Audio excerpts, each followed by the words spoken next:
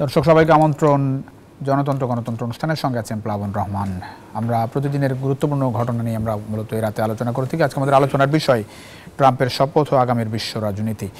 আপনারা নিশ্চয়ই জানেন যে দ্বিতীয়বারের মতো ডোনাল্ড ট্রাম্প শপথ নিতে যাচ্ছেন, যুক্তরাষ্ট্রের দায়িত্ব নিতে যাচ্ছেন এবং সেই শপথ অনুষ্ঠান চলছে ক্যাপিটাল হিলে। আমরা নিশ্চয়ই সেখানে যাব, আমরা আলোচনা করবো একই সঙ্গে। আমাদের সঙ্গে স্টুডিওতে আছেন দুজন গুরুত্বপূর্ণ অতিথি। শুরুতে তাদের সঙ্গে আপনাদের পরিচয় করে আছেন ডক্টর শাহিদুজ্জামান, সাবেক অধ্যাপক, ঢাকা বিশ্ববিদ্যালয় ও আন্তর্জাতিক সম্পর্ক বিশেষজ্ঞ। আমার ডান পাশে আছেন, একেবারে ডান দিকে আছেন মুন্সি ফয়েজ আহমেদ, সাবেক রাষ্ট্রদূত ও কূটনীতিক। দুজনকে স্বাগত জানাচ্ছি জনতন্ত্র। ধন্যবাদ। ডক্টর শাহিদুজ্জামান, শপথ অনুষ্ঠান চলছে, আসলে এবারে ট্রাম্পকে আপনি আসলে কেমন দেখছেন? প্রথমবার একরকম দেখেছেন, কোন রকম পরিবর্তন দেখছেন কিনা এই ট্রাম্পের মধ্যে? এখন তো দেখে আসলাম বেশ গম্ভীর চেহারা, খুব একটা হাস্যরস নাই বলার মতো। তবে আমার মনে হয় ট্রাম্প অনেক দায়িত্বশীল হবে। পুরা বিষয়টা অবলোকন করলে আমার যেটা সবচেয়ে আনফর্চুনেট মনে হয়েছে যে একটা টার্মে হেরে যেয়ে আবার যে ফিরে আসতে পারে, আমেরিকান ভোটার্সরা, স্পেশালি শ্বেতাঙ্গ ভোটার্সরা কতখানি কনসার্ন ছিল যে ট্রাম্পকে আবার জিতে আনতে হয়েছে। এখন রিফ্লেক্ট করলে আজকে যখন ইনঅগুরেশন হচ্ছে এবং বাইডেন আর থাকছে না, তখন আমার মনে হয় পিছন দিকে তাকালে মনে হয় যেন এই গত 40 বছর 50 বছর সচেতনভাবে যে আমেরিকান প্রেসিডেন্সি ফলো করেছি, আমার কাছে মনে হয় বাইডেন ছিল সবচেয়ে দুর্বল প্রেসিডেন্ট। এবং এটা মানে এত একটা ভয়ঙ্কর বাস্তবতার দিকে যাচ্ছিল পৃথিবী যে এই যুদ্ধ যে শেষ হতো না, এবং বাইডেন অ্যাবসলিউটলি ব্লাইন্ডলি পৃথিবীকে তৃতীয় বিশ্বযুদ্ধের দিকে নিয়ে যাচ্ছিল। আমি কোনো প্রেসিডেন্ট আমেরিকার, কেনেডিকে দেখেছি, ইরাকে বুশকে দেখেছি, সবাই লিমিটেড ওয়ার, সীমিত যুদ্ধ যেটা শেষ করতে পারবে সেরকম যুদ্ধে গিয়েছে, তারপরে একটা আউটকাম নিয়ে এসছে। কিন্তু এই বাইডেন যেটা করেছে, তারপরে আমাকে মনে হয় যেন ট্রাম্প যে ডিটারমিনেশন এক্সপ্রেস করলো প্রথম থেকেই, যে তিনি আসার, অবশ্য এটা হয়নি, বলছে যে আমি ইনঅগুরেশনের আগেই পুতিনকে বলে যুদ্ধ থামিয়ে দেব। যুদ্ধ থামিনি এখনও, তবে এটা যে থামবে তার প্রচুর ইন্ডিকেশনস আমরা দেখতে পাচ্ছি।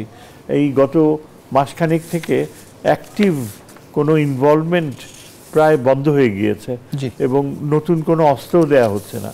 সুতরাং এই যে ট্রাম্প আজকে ইনঅগুরেটেড হচ্ছে, আমার মনে হয় পৃথিবী ও মার্কিন যুক্তরাষ্ট্রের নেতৃত্ব অনেক বেশি দায়িত্বশীল এক ব্যক্তির হাতে যাচ্ছে, যার সম্পর্কে অনেক অ্যালিগেশনস রয়েছে। তিনি একজন কনভিক্টেড ক্রিমিনাল। একটু দেখে আসি, আমরা একটু ক্যাপিটাল হিল থেকে একটু ঘুরে আসি। আমরা একটু সেখানে শপথ অনুষ্ঠান চলছে, আমরা একটু সরাসরি ক্যাপিটাল হিলে যেতে চাই। ডক্টর শাহিদুজ্জামান, আপনি বলছিলেন, আমি একটু জানতে চাই যে আপনি বলছিলেন যে বাইডেনকে দুর্বল প্রেসিডেন্ট মনে হয়েছে এবং খুব কঠোর কি দেখেননি, আসলে যুদ্ধের বিভিন্ন নীতি নিয়ে সমালোচনা করছিলেন। আমি একটু জানতে চাই যে মানে যে ডোনাল্ড ট্রাম্প যে আসলেন এবার, বিশেষ করে সারা বিশ্বের মানুষ তো আসলে যুদ্ধবিগ্রহ চায় না। আসলে বিভিন্ন জায়গায় যে যুদ্ধ চলছে, সেই জায়গায় ডোনাল্ড ট্রাম্পের নীতি আসলে কেমন আশা করেন? আমি কিন্তু খুব আশাবাদী। মধ্যপ্রাচ্য নিয়ে ডোনাল্ড ট্রাম্প প্রথমে একটু যুদ্ধদেহী মনোভাবের ধারণা দিচ্ছিল, কিন্তু দেখা যায় যে তার ইনঅগুরেশনের আগে অসাধারণ চুক্তি হয়ে গেছে। মুন্সি ফয়েজ আহমেদ, একটু আপনার কথা শুনে একটু বিরতিতে যাব। একটু ছোট্ট করে একটু জানতে চাই যে আসলে ট্রাম্পের কোনো রকম পরিবর্তন দেখছেন কিনা? মানে আমি বলতে চাচ্ছি, ধরেন একরকম ট্রাম্পকে তো আমরা দেখেছি, অনেক আলোচনা সমালোচনা তাকে নিয়ে আছে, অনেক মিথ্যা কথাও তিনি বলেন, তারপরেও আমেরিকার জনগণ কেন আবারও ট্রাম্পকে নির্বাচিত করুন? দুই তিনটা কথা শুরু করি বলার। এক নম্বর, আপনি যেটা বললেন যে অনেক মিথ্যা কথা বলেন, খালি তাই তো নয়, উনি তো একজন কনভিক্টেড ক্রিমিনাল।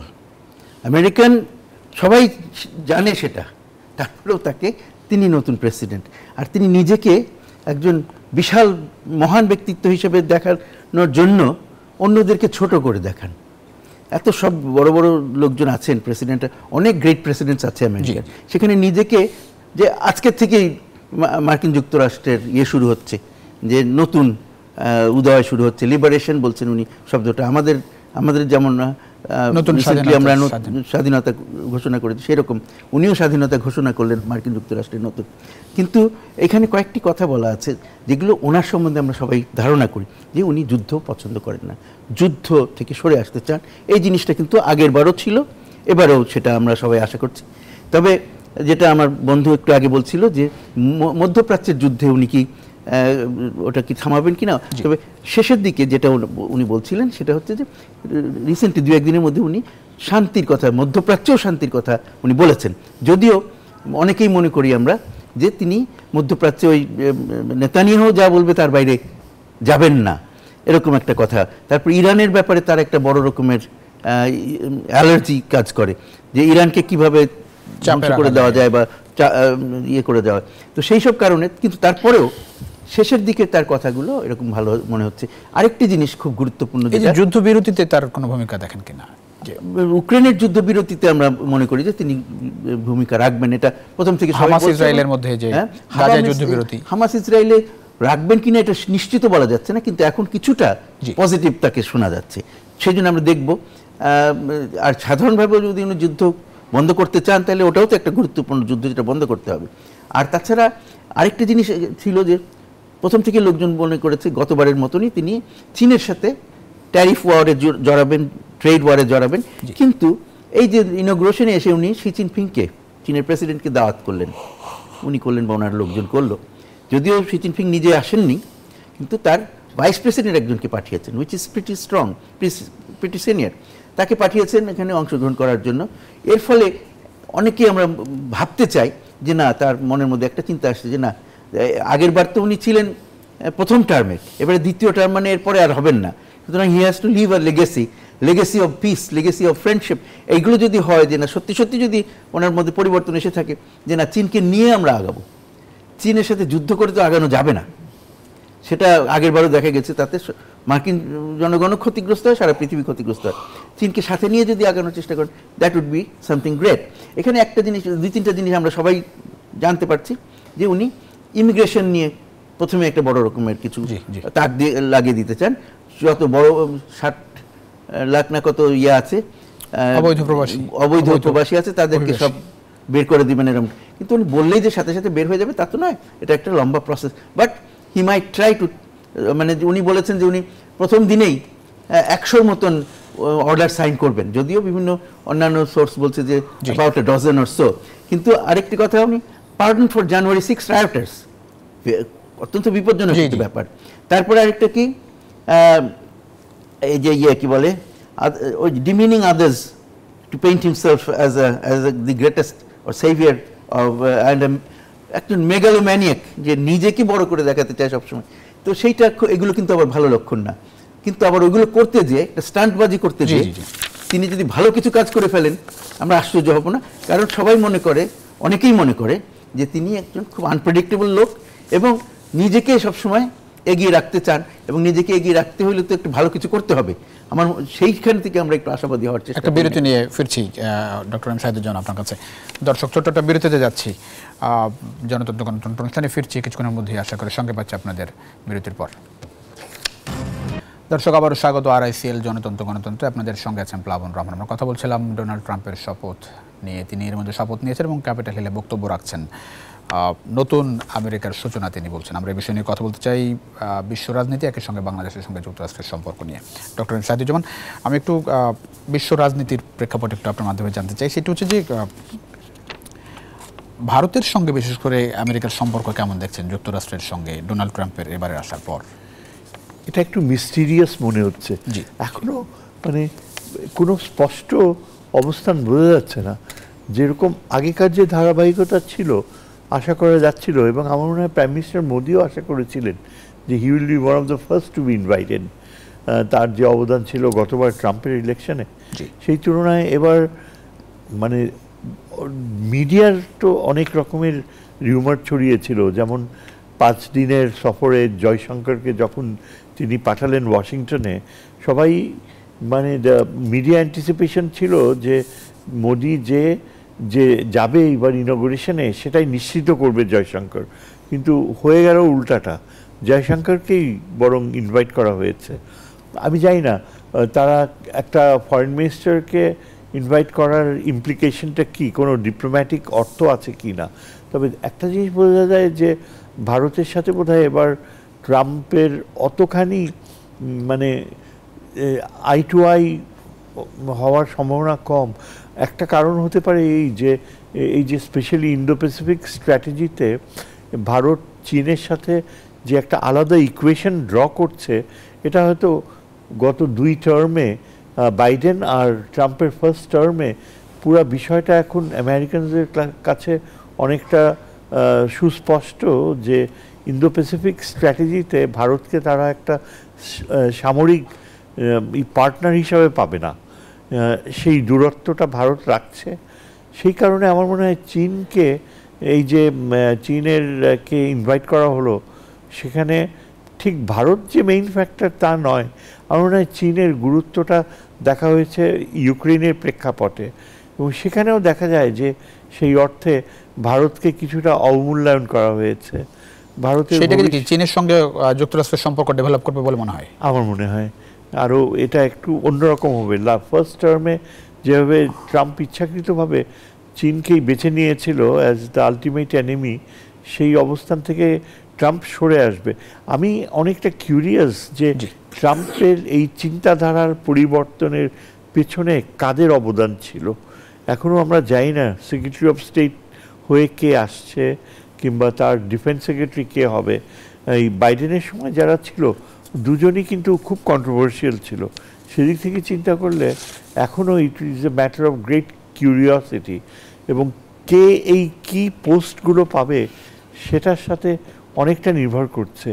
কিছু কিছু ভারতীয়দের নেওয়া হয়েছে খুব গুরুত্বপূর্ণ পদে, ইন্টেলিজেন্সে তুলসী ক্যাপার্ডকে নেওয়া হয়েছে, তবে এরা আবার কংগ্রেসে বাধা ফেস করছে। কংগ্রেসে এদের নমিনেশনের ব্যাপারে প্রশ্ন উঠেছে, এমনকি হোয়াইট রাইটিস্ট এদের একজন এটাও বলেছে যে তুলসী ক্যাপার্ডের ব্যাপারে একজন ইন্ডিয়ান অরিজিনকে ইন্টেলিজেন্সের মতো এত গুরুত্বপূর্ণ পদে রাখাটা একদম আলট্রা রাইটিস্টদের চোখে খুব বেশি গ্রহণযোগ্য মনে হয়নি। অনেক ধন্যবাদ মোশাররফ আহমেদ।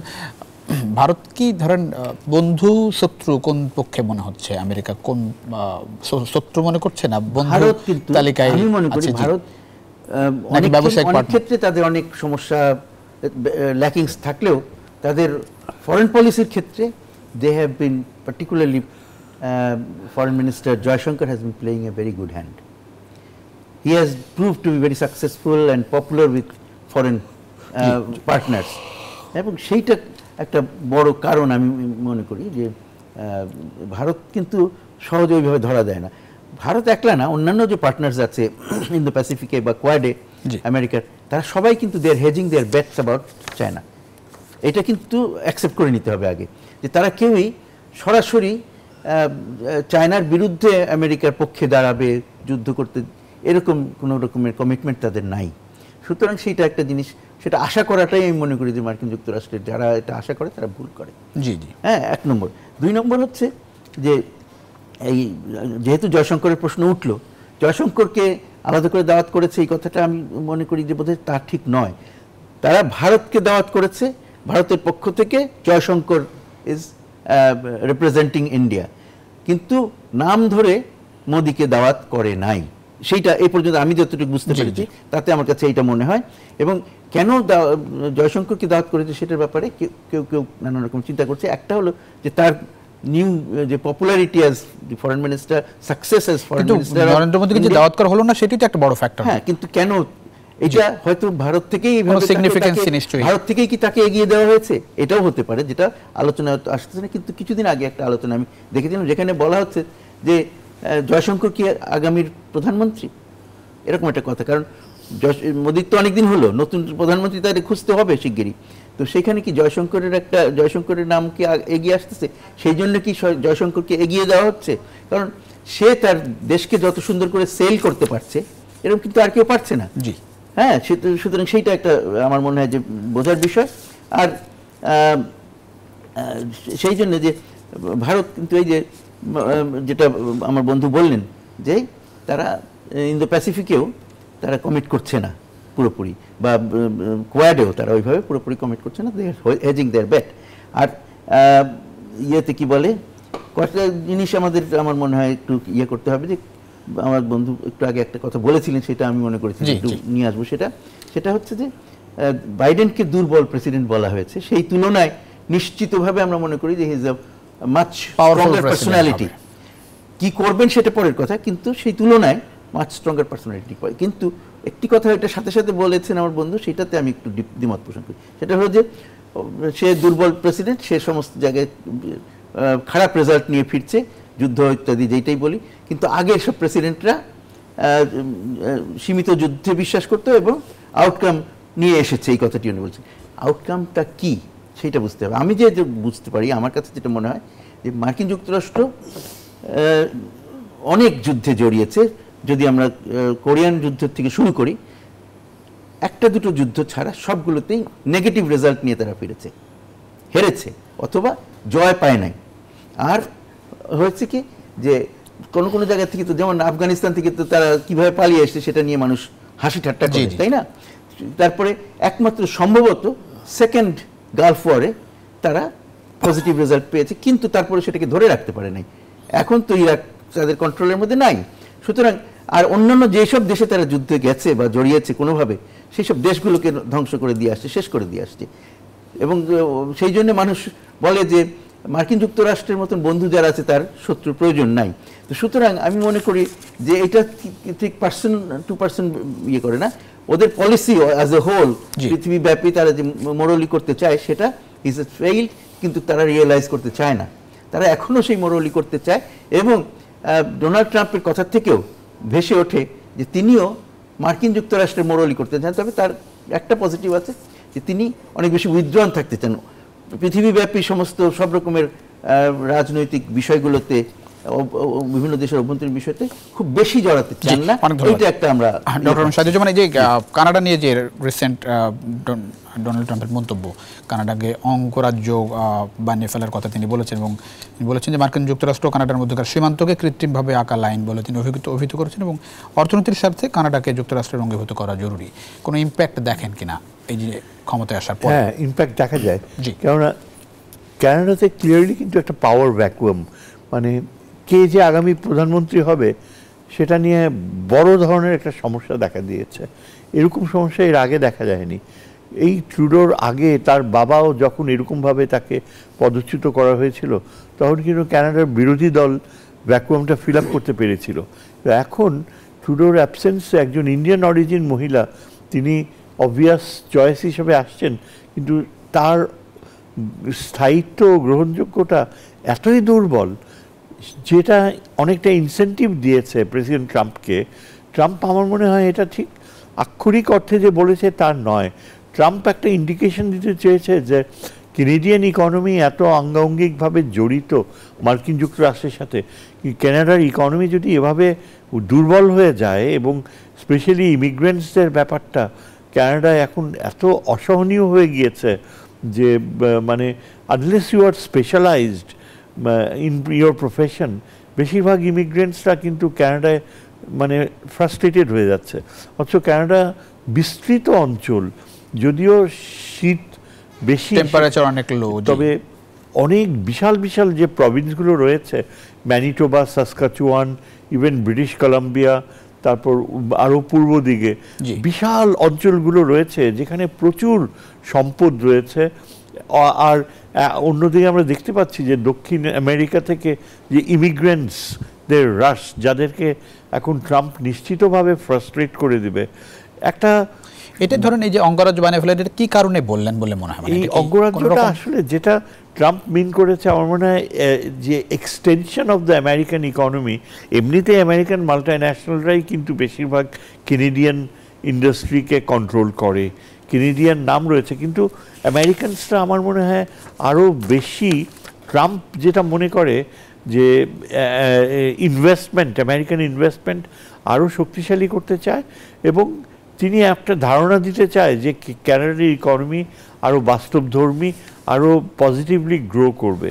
তবে একটা জিনিস আমি এখানে অ্যাড করতে চাচ্ছি যে আমি ঠিক আমার বন্ধুর সাথে একমত হতে পারছি না যে ওই জয়শঙ্করের ব্যাপারটা। জয়শঙ্কর কিন্তু আমাদের নেইবারহুডে এত মানে তার রেকর্ড খুব বেশি এফেক্টিভ হয়নি যতখানি আশাব্যঞ্জক ভেবেছিল। অনেকটা নেইবারিং প্রায় প্রত্যেকটা রাষ্ট্রের সাথেই কিন্তু ইন্ডিয়ান রিলেশনশিপ নিচের দিকে যাচ্ছে, এবং এখন শেষ পর্যন্ত আফগানিস্তানের সাথে যে ইন্ডিয়া একটা গড়তে যাচ্ছে সেটাও হবে না। আর সাকসেশনের ব্যাপারটা সবচেয়ে বেশি শোনা যাচ্ছে ওই স্বামী আদিত্যনাথ উত্তরপ্রদেশ, তার কথাই শোনা যাচ্ছে, ইডিওলজিক্যাল সাকসেসর টু সেদিক থেকে চিন্তা করলে জয়শঙ্করের স্থায়িত্ব বর্তমানে তা ইউরোপিয়ানরা কিন্তু তাকে খুব বেশি পছন্দ করে না। রাশিয়ানদের তেল ক্রয় করেছিল এবং তার ফরেন পলিসি অনেকাংশেই অনেকে মনে করে অপরচুনিস্টিক। জি, একটা বিরতি নিয়ে ফিরতে হচ্ছে, একটা ছোট্ট বিরতিতে যাচ্ছি দর্শক, ছোট্ট বিরতিতে যাচ্ছি। RICL জনতন্ত্র গণতন্ত্রের কিছুক্ষণের মধ্যে ফিরছি, আশা করি সঙ্গে পাচ্ছি আপনাদের বিরতির পর। দর্শক আবারও স্বাগত RICL স্টিল জনতন্ত্র গণতন্ত্র, আপনাদের সঙ্গে আছেন প্লাবন রহমান। আমরা কথা বলছিলাম ডোনাল্ড ট্রাম্পের শপথ আগামীর বিশ্ব রাজনীতি নিয়ে। ডক্টর এম শাহিদুজ্জামান, বাংলাদেশ এরই মধ্যে ডোনাল্ড ট্রাম্পকে সরকারের পক্ষ থেকে শুভকামনা জানিয়েছে এবং ডক্টর ইউনূস আশা করেন যে পারস্পরিক সহযোগিতার নতুন নতুন ক্ষেত্র উন্মোচনের জন্য দুই দেশ কাজ করবে। কি দেখেন বাংলাদেশ যুক্তরাষ্ট্রের সম্পর্কের জায়গায় কোনো রকম পরিবর্তন দেখেন কিনা? আমার প্রথম কথা হচ্ছে যে ট্রাম্পের হাত এতখানি বাধা আরও বিশ্বের অন্যান্য প্রবলেম যে বাংলাদেশ সেখানে তার প্রায়োরিটি লিস্টে থাকবে না, প্রায়োরিটি লিস্টে। সুতরাং বাংলাদেশ মানে যেমন আছে এরকমই যেমন বেসিক্যালি ছেড়ে দেওয়া হবে স্টেট ডিপার্টমেন্টের হাতে। এবং আমরা তার ইঙ্গিতও দেখতে পাচ্ছি যে গত এই যে ট্রাম্প নমিনেশন ইলেক্টেড হয়ে আসলো তারপর থেকে আমরা দেখতে পাচ্ছি যে বাংলাদেশের যেমন ধরেন এই ইন্টারিম গভর্নমেন্টের ব্যাপারে আমেরিকান সাপোর্ট, এনকারেজমেন্ট সব কিছু ক্লিয়ারলি বোঝা যায়। তারপরে এই যে ব্রেকফাস্ট মিটিংয়ে একটা বড় রাজনৈতিক দলের নেত্রীদের ডাকা হলো, এটাও কিন্তু একটা আমেরিকান সিগন্যাল যে ঠিক আছে, গো অ্যাহেড, তোমরা যা করছো ভালোই করছো। ইন্ডিয়া কিন্তু অনেক বড়ভাবে এই গভর্নমেন্টকে ডিসক্রেডিট করতে চেয়েছিল এবং এখনও কিন্তু তাদের মিডিয়া মোদি একেবারে অনেকটা সুস্পষ্ট দূরত্ব রাখছে ডক্টর ইউনূসের কাছ থেকে।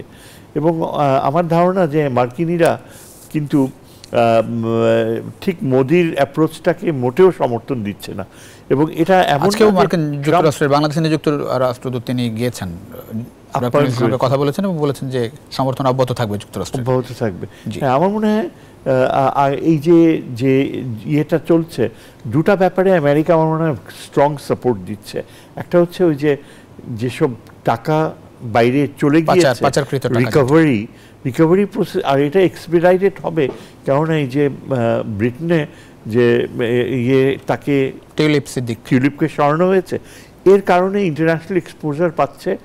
আমেরিকাতেও এখন বিষয়টা একটা রিকগনিশন পেয়েছে।